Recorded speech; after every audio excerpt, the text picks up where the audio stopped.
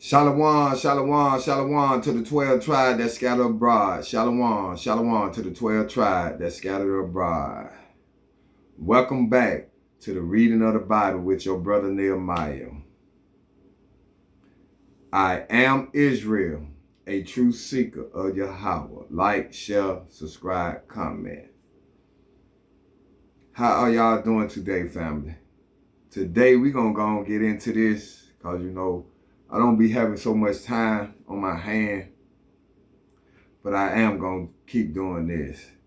Well, we going to be in Leviticus chapter 3. We had finished Leviticus 1 and 2 last week. And we finna just get back into more of these commandments, these laws, and these statutes, and these judgments. So everybody, before we get started, I like to be slip. But before we get started, we want to give all praises to Yahweh, Bahashem, Hamashiach, Yahweh Shai. We got to thank the Father. I know me, I try to thank him every day.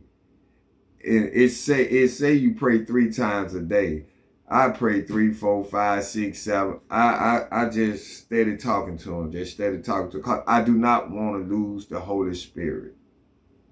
Just the same way that he put that whole, like he did Bela, and put the spirit in him, the spirit of wisdom, knowledge. He put that in there. He did me the same way. He do you the same way too. If you feel like your life making a change and you changing, going towards the light of righteousness to God, let it work, man. Let the spirit work, man. Because he's saving you. He really are. He's saving you. I pray to him 4, 5, 6, 7, 8. I just pray to him every time, all the time. All the time. Anytime I got breath, anytime I'm just breathing, I just pray to him. Yep. So everybody get their King James Version out with the Apocrypha and open up to Leviticus chapter 3. Man, this stuff started getting very interesting. And y'all need to start listening because these are the commandments. These are the laws.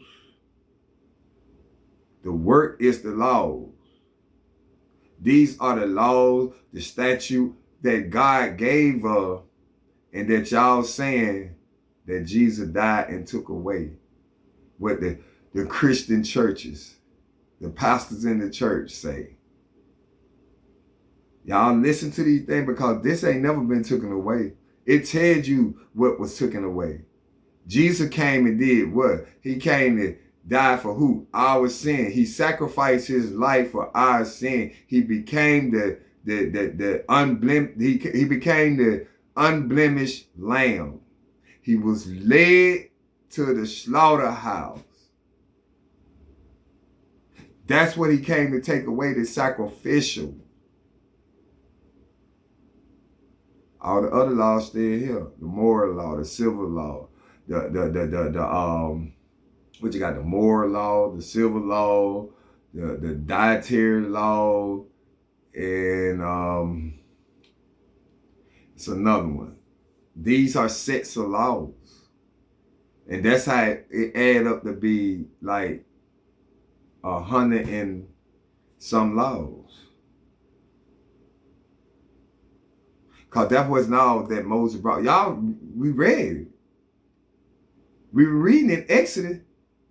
Everything that God told him when he went back up the hill the second time, after he came down and tore it up, and he went right back up there with 2 more tablets.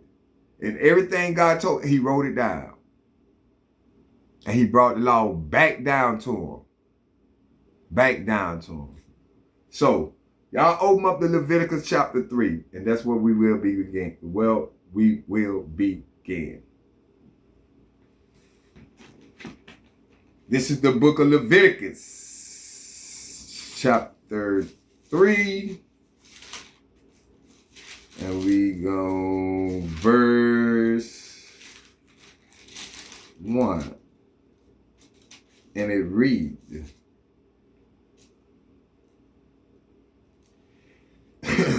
And if his oblation be a sacrifice of peace offering, if he offer it of the herd. Now this is talking about a sacrifice of a peace offering. And it said if he offer it of the herd. The herd. What we said what the herd was. That was back in what? Leviticus. It's a herd is a large group of mammals, usually herbivores like cattle, sheep, or elephant that live, feed, or travel together. And we had the flock too. But this is talking about the herd. So the herd is like, if he offer up out of the herd, that means out of the cattle or the sheep. If he offering a peace offering, if the offer it of the herd, whether it be a male or female, he shall offer it without blemish before the Lord. Without blemish, without no, it can't be no defect or imperfection. It can't be no scars, no stripes, no, without blemish. Got to be perfect. And that's how the Messiah, without blemish. And he was beat all the way there. Let's continue. Verse 2. And he shall lay his hand upon the head of his offering and kill it at the door of the tabernacle of the congregation. That's another one. See, last time, the first one we read about offering up out the herd, where they say kill it at the door, in front of the door. Out of the flock, it was on the side, remember? Remember these things. Verse 2 again from the top. And he shall lay his hand upon the head of his offering and kill it at the door of the tabernacle of the congregation. And Aaron's sons, the priests, shall sprinkle the blood upon the altar round about. The same thing what we did back in Leviticus. I think Leviticus 1. Yeah. Verse 3. And he shall offer of the sacrifice of the peace offering an offer made by fire unto the Lord, the fat that covered the inwards, and all the fat that is upon the inwards. Verse 4. And the two kidneys, and the fat that is on them, which is by the flanks, and the cub. The cub is fatty, loaded, attached to. The cub is, let me get the definition of this, so we know what the cub is. Call. A cub is a piece of the amniotic sac. That's the membrane, the sac inside. It say that amniotic sac membrane that sometimes cover a newborn baby head at birth. Historically considered a sign of good luck. That's like the stomach.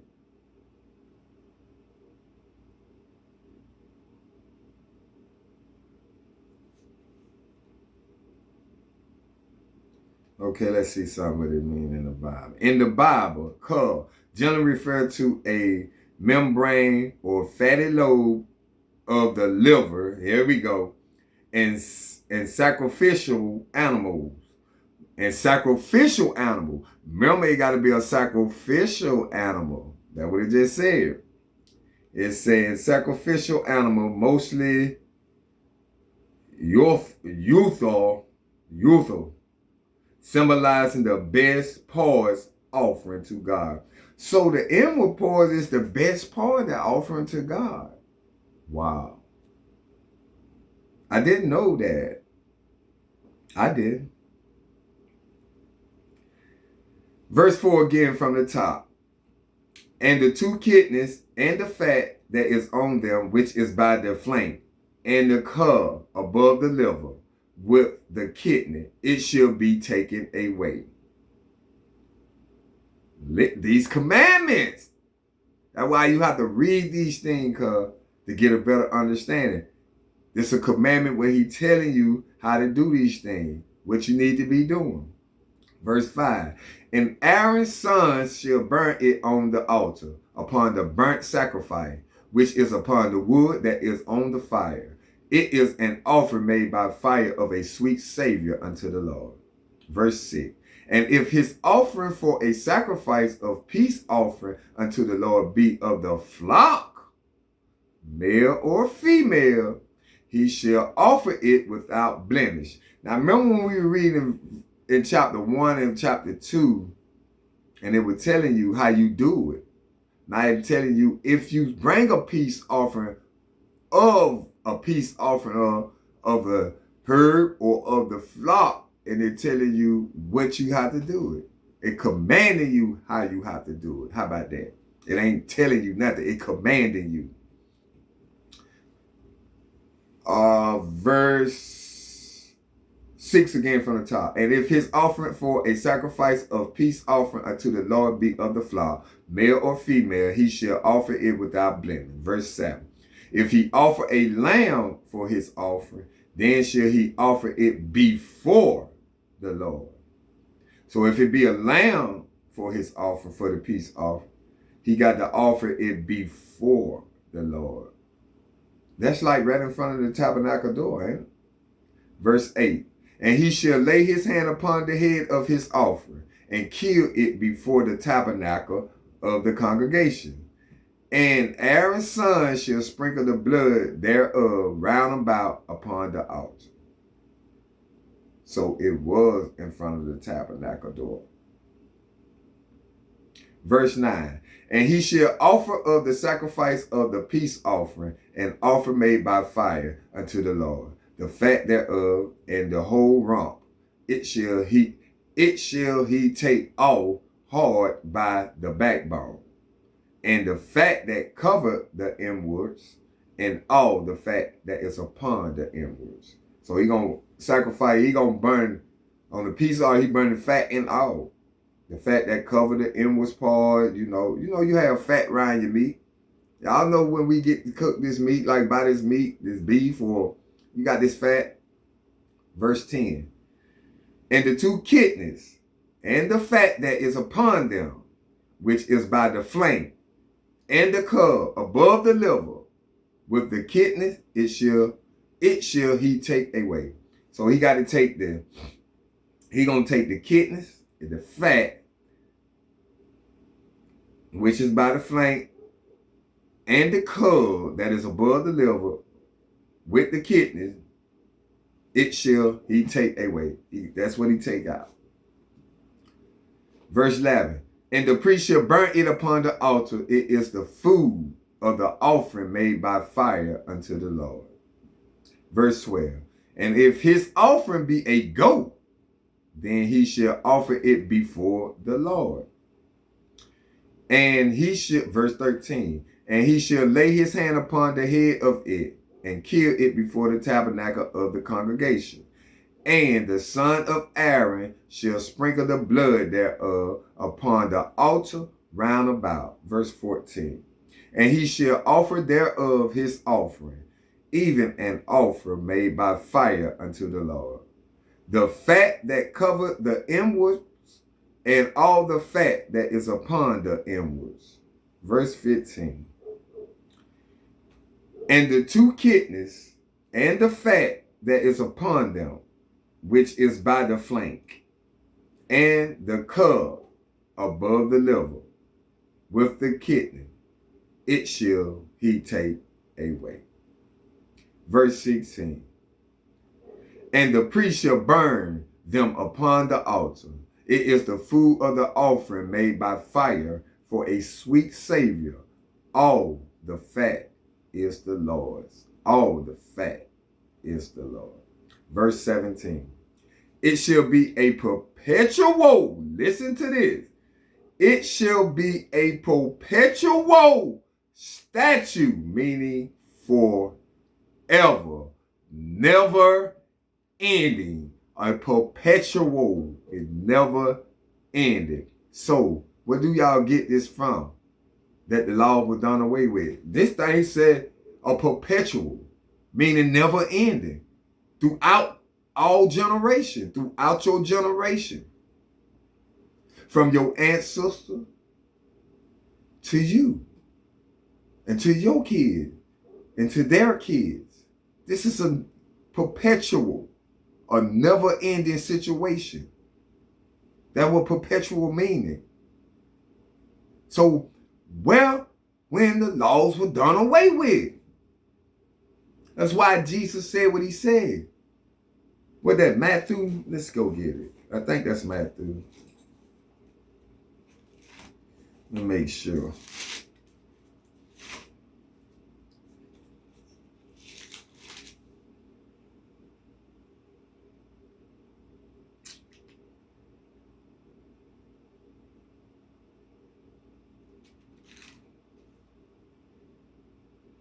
That's wrong chapter. Let me see.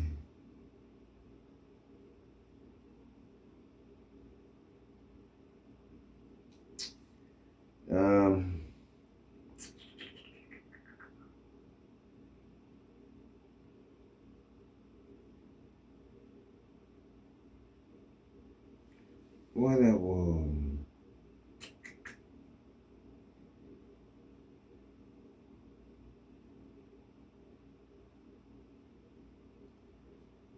I can't remember exactly. I think it was in Matthew when he said, I did not come to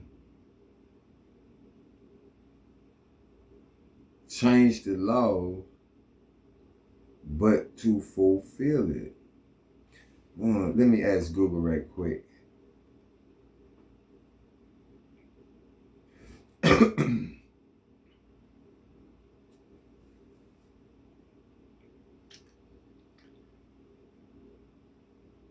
Where in the Bible it said, I did not come to change the law, but to fulfill it. I think that was Matthew 5. I'm in the wrong chapter. Okay. I knew it was something. I'm looking at Matthew 24:17. It's 5 and 17. He said, okay.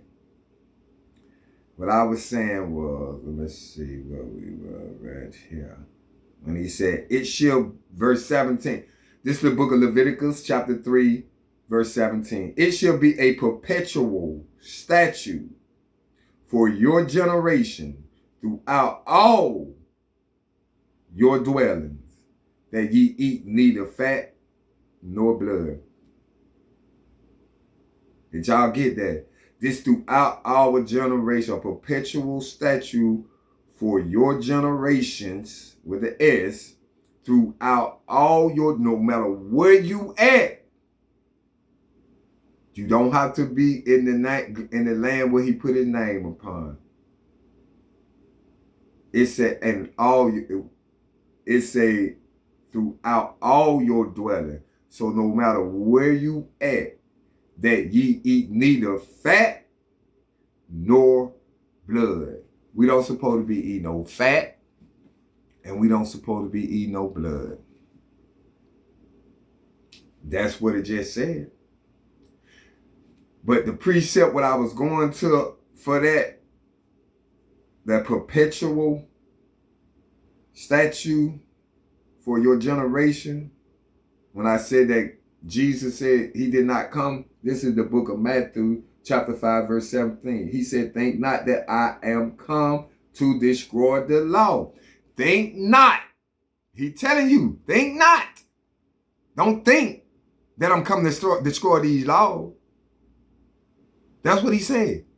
Think not that I come to destroy these laws. Or the prophets. So the prophets It's the prophet that they in the Old Testament, Isaiah, Ezekiel, Daniel. These are prophets. So you're gonna get the gospel in the New Testament, but you get the laws, statutes, commandments, and what the things that Jesus is supposed to go through and what he's supposed to do. You get the prophecy. So he ain't come to destroy no law. He ain't come to destroy the prophet. He say, but to fulfill. He ain't come to destroy. That's why it said what it said, for a perpetual.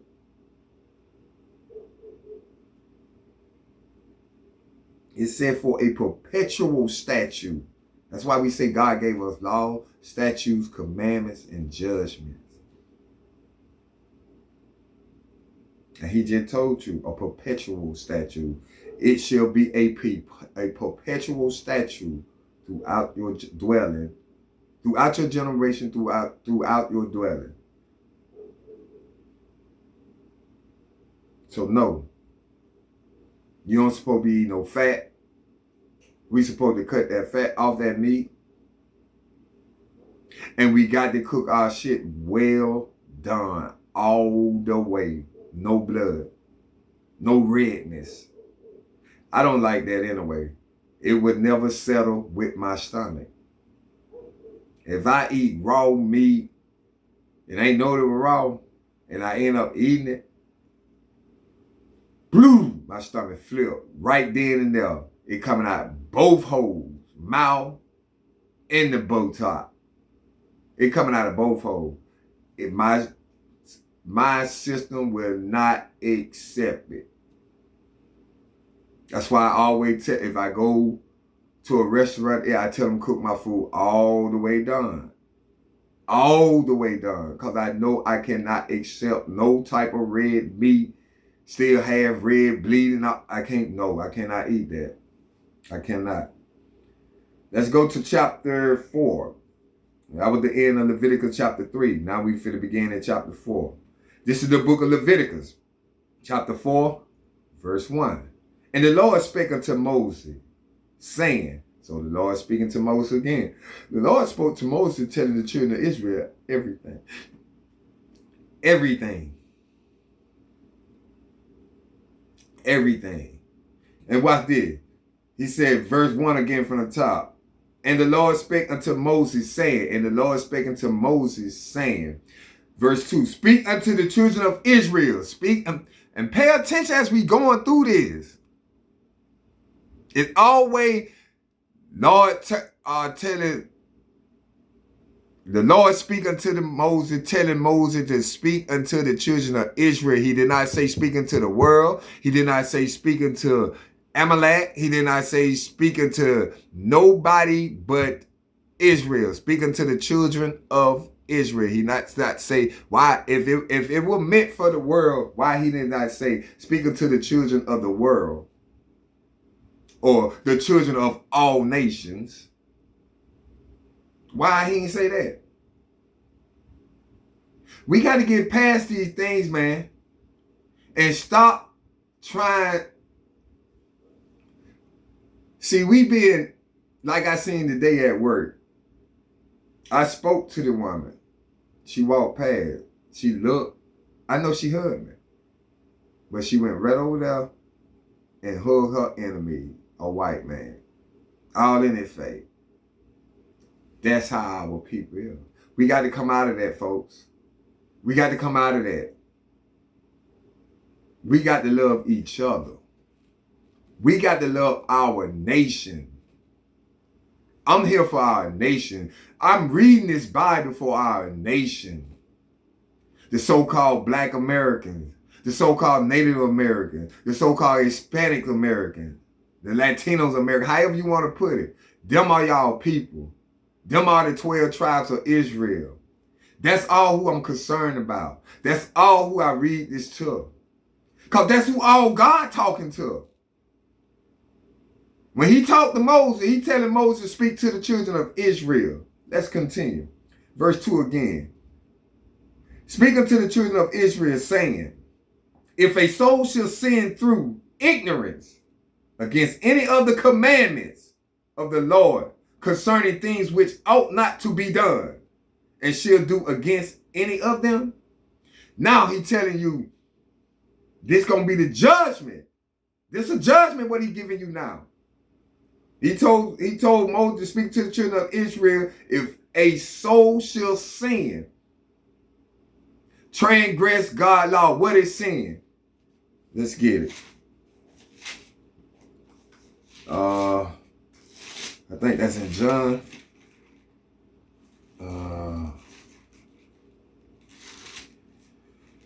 First John chapter 3 verse 4. Okay. Now, because this precept. He told him to speak to the children of Israel, saying, if a soul shall sin through ignorance. What is sin? Whosoever commits sin transgresses also the law. For sin is the transgression of the law. So if it ain't no law against it, it's not a sin. But if it's a law against it, it's a sin. And what is sin? You transgresses God's law. For whosoever transgresses God's law commit sin. For sin is the transgression of God's laws. Man, don't this thing make plenty of sense, man? Like, the Israelite, I'm an Israelite. We all are, you know. But I know that I say I'm an Israelite being in the truth. You're an Israelite, but you's a Gentile if you're not in the truth because you don't know the truth. So you still a Gentile running to these dumb idols. Feel me? But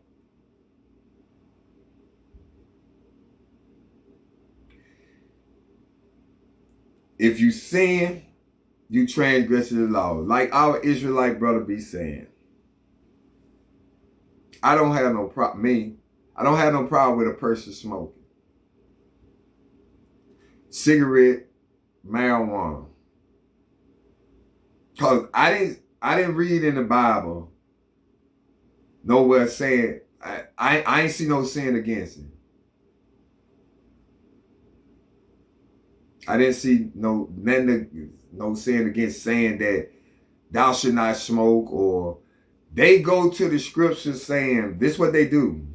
Our people. They go to the scripture that said that he dwelleth in you. Okay, let me break that down for y'all. The understanding that the Spirit gave me of that. Yeah, the Father dwells in me. He dwells in each and every last one of Israelites. But it wasn't no sin against smoking. There wasn't no law against that. What he's saying, because he dwells in you, meaning you need to do righteousness. Meaning you need to keep the law. The Father dwells in you to help you keep the law. Remember in the beginning, when he said, let us make man in our image, after our likeness. That's what he mean about he dwells in you. You got to bring the Spirit out. Because you smoking, they hollering about that sin, brother. You need to put that down. We know it's not good for us. No nicotine smoke. No smoke is good for you. Not for your lungs. None. But it's not no law, and they makes up their own laws. That's what we do. We make up our own law. Did you read that? But then they'll say some fly stuff like, Well, did you read anything about it? He saying that the AIDS was in there? Yeah. Yeah, he did. That's what they'll say. The cover the part with, well, it ain't saying about you can't smoke. It ain't saying that thou should not smoke. It ain't saying that. But you read in that God dwell in you. Yes, he do dwell in me. He just the same way he dwell in you. You can wake him up by keeping the laws. Is this a law against smoking? Don't come to me no more about that dwelling in the temple. Until you show me a scripture that says that he cannot smoke, then I can believe it. But I never read now like that. That's the scripture they run to though, that he dwell in. I just wanted to get that point across. You see, you got to understand. That's why you have to read for yourself. They had me thinking that smoking was bad. I'm telling everybody, you need to stop smoking because that ain't good. That ain't good.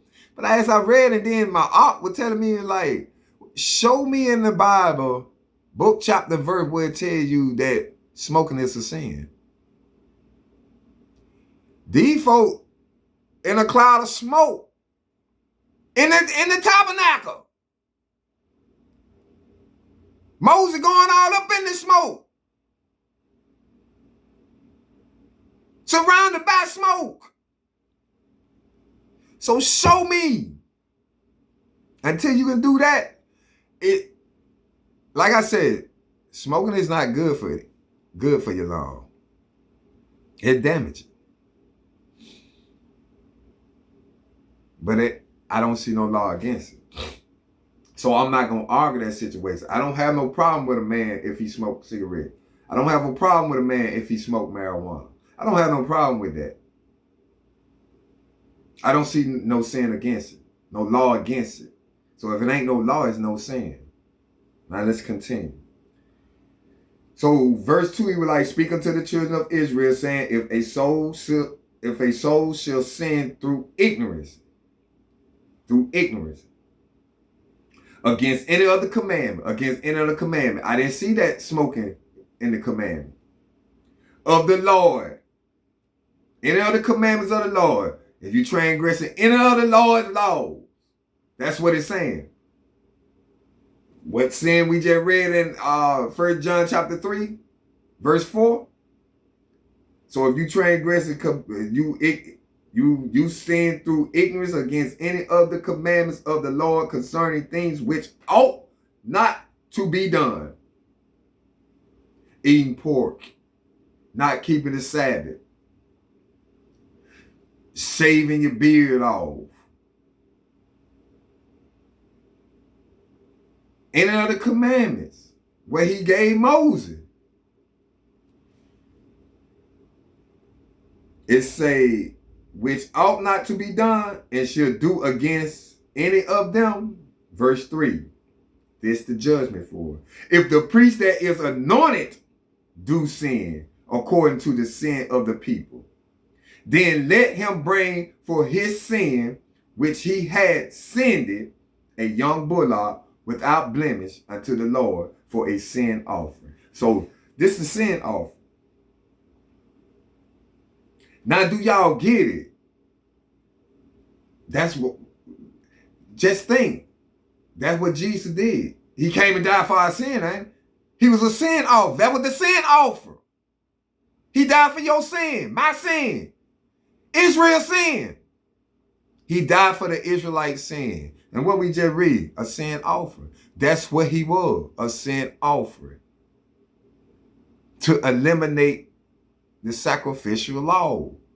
Meaning you ain't got to go kill these animals, sacrifice no animal no more. We were wasting animal. We were wasting meat.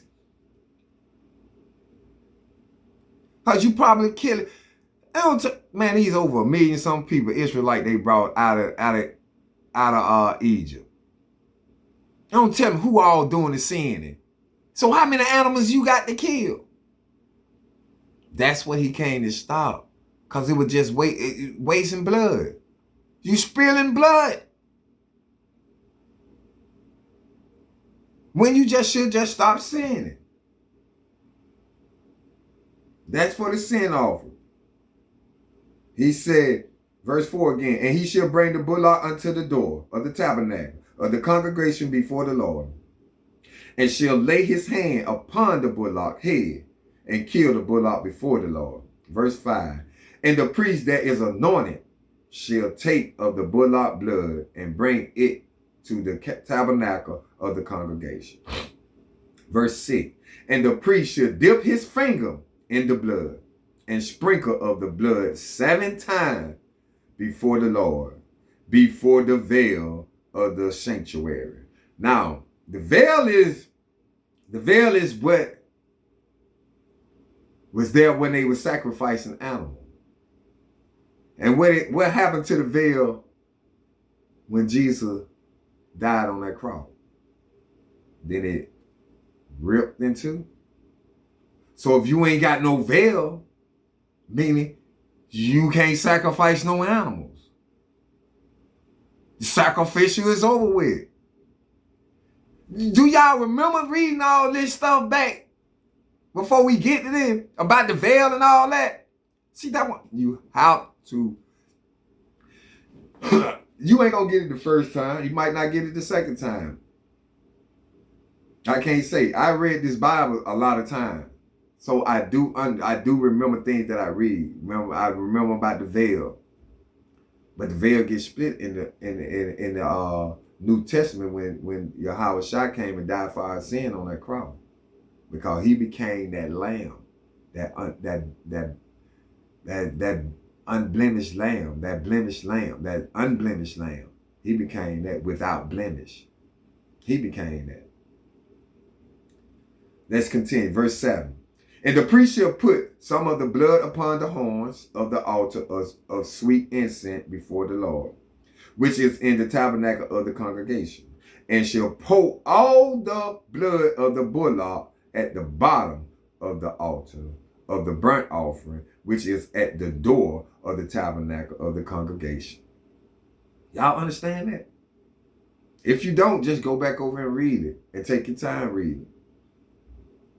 Verse 8, because I'm getting it to you as clear as I could, to the best of my ability, what the Spirit's showing me. Verse 8, and he shall take off from it all the fat of the bullock for the sin offering, the fat that covered the inwards, and all the fat that is upon the inwards. So he got to take all the fat off. The fat that covered the inward part and the fat that's upon the inwards. Verse 9. And the 2 kidneys and the fat that is upon them, which is by the flank, and the cub above the liver, with the kidney, it shall he take away. Verse 10. As it was taken off from the bullock of the sacrifice of peace offering, and the priest shall burn them upon the altar of the burnt offering. Verse 11. And the skin of the bullock and all his flesh, with his head and with his leg and his inwards and his dung. Dung is, let's get it. Let me make sure. Dung. Did I say it right? Dung. Dung is the solid waste matter or excrement from animal, commonly referred as what? Manure. Shit. So it just told you, verse 11, and the skin of the bullock and all his flesh, with his head and with his legs and his inwards and his dung. Dung. Shit. Verse 12.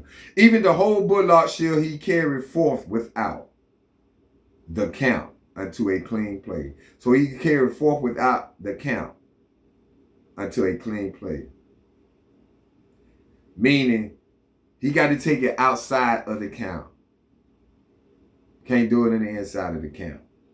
You got to take it outside of the camp. Even the whole bullock shall he carry forth without the camp unto a clean place, where the ashes are poured out, and burn him on the wood with fire. Where the ashes are poured out, shall he be burned. Where the ashes be poured out, that's where you need to burn them at, on the wood of the fire. Verse 13. And if the whole congregation of Israel sin through ignorance, and the thing be hidden from the eyes of the assembly, and they have done somewhat against any other commandments of the Lord concerning things which should not be done, and are guilty, let's see the judgment. Now listen to them, man. For y'all can keep hollering about these laws done away with. Verse 14. When the sin which they have sinned against it is known, then the congregation shall offer a young bullock for the sin, and bring him before the tabernacle of the door of the congregation. Now this is when the congregation sinned. What it said. Yeah. When the whole congregation sinned, that's what you should do. Verse 15. And the elders of the congregation shall lay their hands upon the head of the bullock. Remember, it was saying the priest, Aaron's son, or remember it was saying that the man who brought the offering, he put his hand upon the head. Now, by the whole congregation saying, the elders, what it just said, and the elders of the congregation shall lay their hands upon the head of the bullock before the Lord, and the bullock shall be killed before the Lord. And verse 16, and the priest that is anointed shall bring of the bullock blood to the tabernacle. Bring of the bullock's blood to the tabernacle of the congregation. Verse 17. And the priest shall dip his finger in some of the blood, and sprinkle it 7 times before the Lord, even before the veil. Now this is when we were sacrificing animal, because we still had the veil. The veil was up. The veil was up.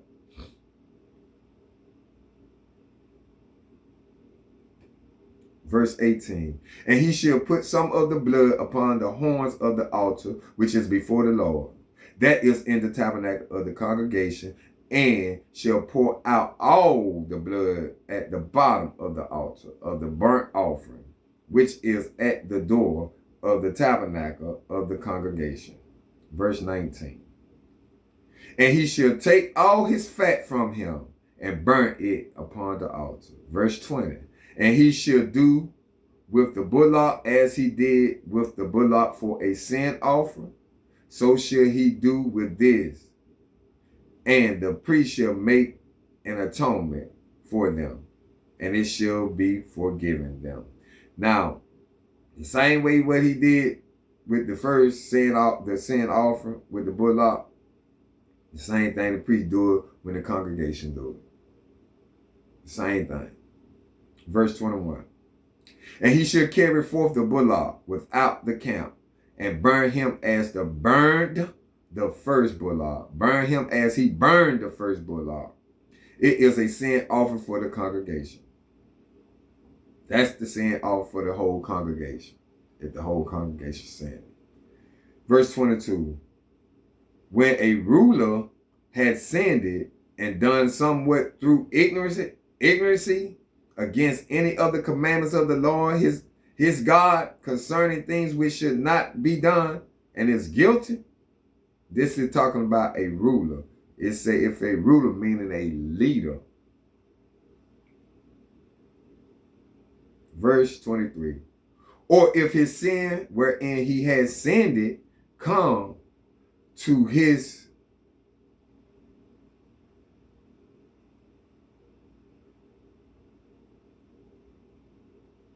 verse 23 again from the top. Or if his sin wherein he has sinned it come to his knowledge, he shall bring his offering a kid of the goat, a male without blemish. This coming to his knowledge. If the sin come to his knowledge, that he know that he's sinning, and he should offer a kid of the goat, and it should be a male without blemish. It's not just no male or female. It should be a male without blemish. Verse 24. And he shall lay his hand upon the head of the goat and kill it in the place where they killed the burnt offering before the Lord. It is a sin offering. Verse 25. And the priest shall take of the blood of the sin offering with his finger and put it upon the horns of the altar of burnt offering, and shall pour out his blood at the bottom of the altar of burnt offering. Verse 26. And he shall burn all his fat upon the altar, as the fat of the sacrifice of peace offering, and the priest shall make an atonement for him as concerning his sin, and it shall be forgiven him. If you follow these statutes the way they're supposed to be, it will be forgiven you.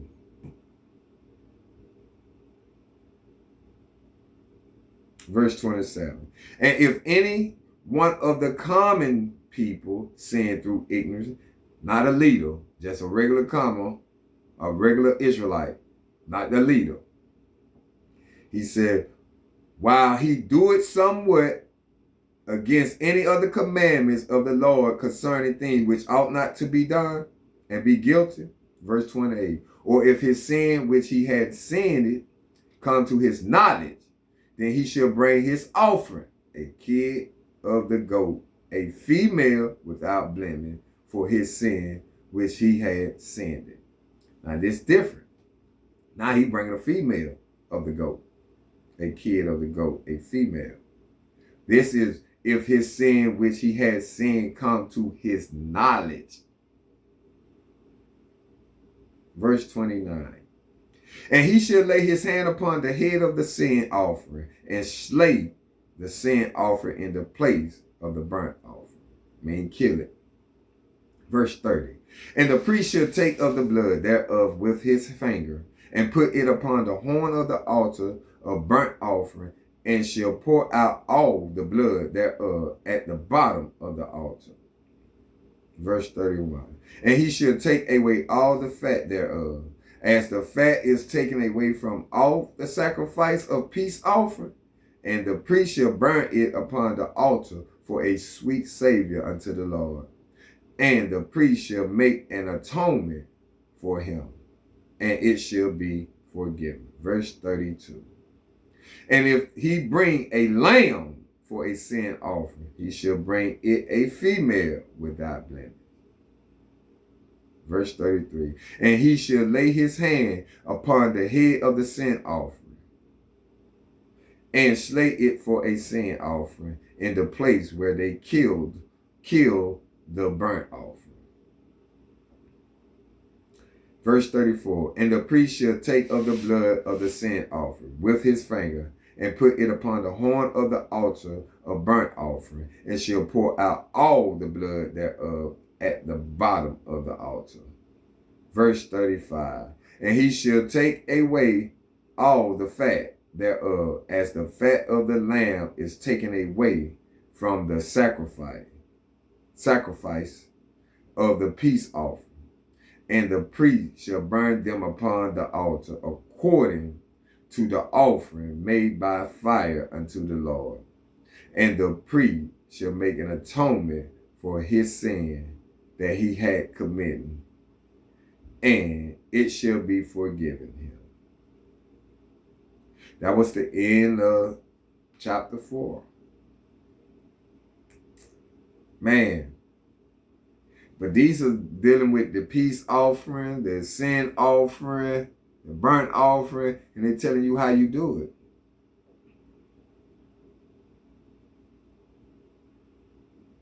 Them first 5 books is a mud, man. You learn everything. What y'all think Jesus would teach you when he walked? What do you think he taught the 12 disciples? He couldn't have teach them the things that was not even written, because he ain't had done these things yet. So he couldn't be doing nothing but teaching. He couldn't do nothing but teaching the old law from before. What Moses gave from the book of the Torah. That's it. Family, family, family, family. Man. He said if a man have an ear, let him hear. And y'all need to y'all need to wake up and recognize what's going on. Look around this world and know that we in the last days, man. We scratch this a lot to our people. Like I said, I'm here for my nation. I love my nation. Since I found out what nation I'm a part and that we are the children of God, I try my best to keep these statutes, commandments, and law to the best of my ability. And I pray that y'all do the same thing. So let's close this thing on out, family. Like I said, y'all got to stay prayed up and do a lot of these stuff. Most of all, walk in his way by keeping the laws, statutes, and commandments, man. For real, Israel. We all we got. The other nations don't care nothing about us, especially that white man. They don't care nothing about us. It might sound good when they be talking to you. But Yahweh said they got a perpetual hate for you. Never ending hate. A never ending hate. But we supposed to be the haters. We president. Everybody turn to Matthew chapter 6, verse 9. Let's close this thing out with the Father's Lord's Prayer. This is the book of Matthew, chapter 6, verse 9. After this manner, therefore, pray ye, our Father, which art in heaven, hallowed be thy name. Thy kingdom come, thy will be done in earth as it is in heaven. Give us this day our daily bread, and forgive us our debts, as we forgive our debtors. And lead us not in temptation, but deliver us from evil. For thine is the kingdom, and the power, and the glory, forever. Amen. Before I close this out, man, I just wanted to say one more thing. When he say, in this Lord's Prayer, when he